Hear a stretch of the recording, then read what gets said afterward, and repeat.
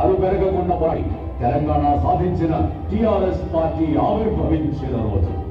తూటా లాంటి మాటలతో యుద్ధానికి సిద్ధమైన కేసీఆర్ ను చూసిన ప్రజల్లో స్వరాష్ట్రం కోసం మళ్లీ ఆశ చిగురించింది. 2001 మే 17 కరీంనగర్ వేదికగా టిఆర్ఎస్ చేసిన సింహ గర్జన రాబోయే విజయానికి తొలి సంతకమైంది. 2001 జూన్ 1న మహబూబ్ నగర్, జూన్ 2న నల్గొండ, జూన్ 4న నిజామాబాద్, జూన్ 5న నిర్మల్, జూన్ 21న వరంగల్, నవంబర్ 17న ఖమ్మంలో నిర్వహించిన ప్రతి బహిరంగ సభ జనాలతో పోటెత్తింది.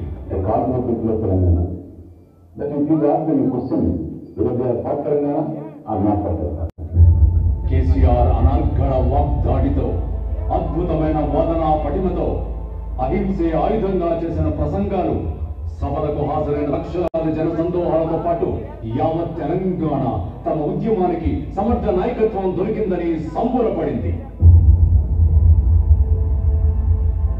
2001 జూలై 12, 15, 17 తేదీల్లో తెలంగాణ ఆకాంక్షగా ఏర్పడిన టిఆర్ఎస్ పార్టీ మొట్టమొదటిసారిగా ప్రజాక్షేత్రంలో నిలబడి ఆంధ్ర వలసవాద పార్టీలపై ఎన్నికల్లో విజయ ఢంకా మోగించింది.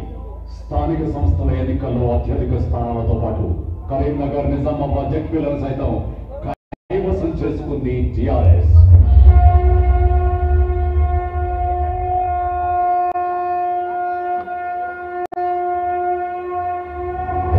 ఇది చూసి ఓర్వలేని ఆంధ్ర ప్రభుత్వం వలసవాద పత్రికల్లో విష ప్రచారం మొదలుపెట్టింది. తెలంగాణ ఉద్యోగ అవకాశాల్లో దోపిడీని అరికట్టేందుకు 610 జీవో అమలు కోసం గిరిక్లాని కమిషన్ ఏర్పడేలా గళమెత్తారు కేసీఆర్. 2001 సెప్టెంబర్ 22న తాను రాజీనామా చేసిన సిద్దిపేట అసెంబ్లీ ఉప ఎన్నికల్లో భారీ మెజారిటీతో గెలిచి శాసనసభలో టిఆర్ఎస్ మొదటి శాసనసభ్యుడయ్యాడు. నాటి నుండి తానొక్కడే అసెంబ్లీలో తెలంగాణ వాదాన్ని ఉరకలెత్తించాడు.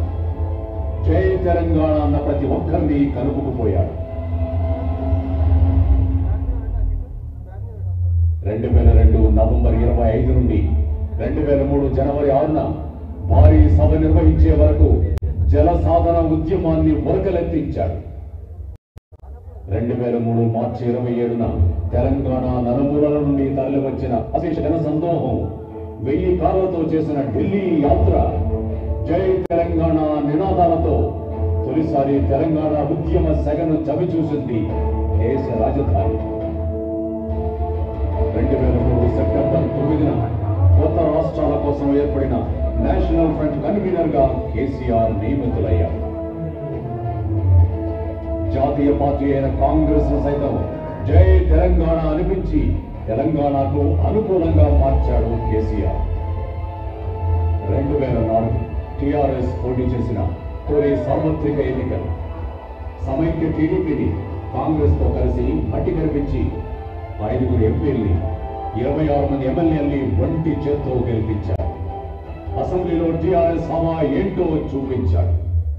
తెలంగాణ వాదాన్ని నిరంతరం జ్వలింప చేయడానికే ప్రభుత్వంలో చేరిన ఫలితమే 2005లో ఏర్పడిన ప్రణబ్ ముఖర్జీ కమిటీ దాదాపు 440 మంది ఎంపీల్ని తెలంగాణకు అనుకూలంగా నిలిచేలా చేశాడు కేసీఆర్.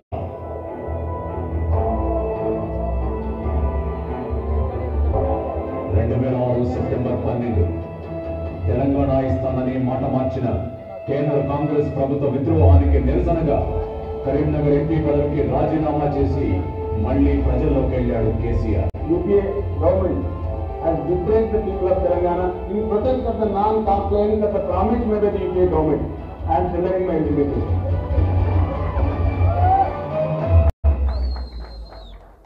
నాటి ప్రభుత్వం విర్రవీగి నీ గెలుపే తెలంగాణకు రెఫరెండం అనడంతో సమర శంఖారావం పూరించాడు. ఆ ఎన్నికల్లో 2,01,582 ఓట్ల మెజారిటీతో విజయం సాధించి తెలంగాణ వాదాన్ని మరొక్కసారి మార్మోగించాడు.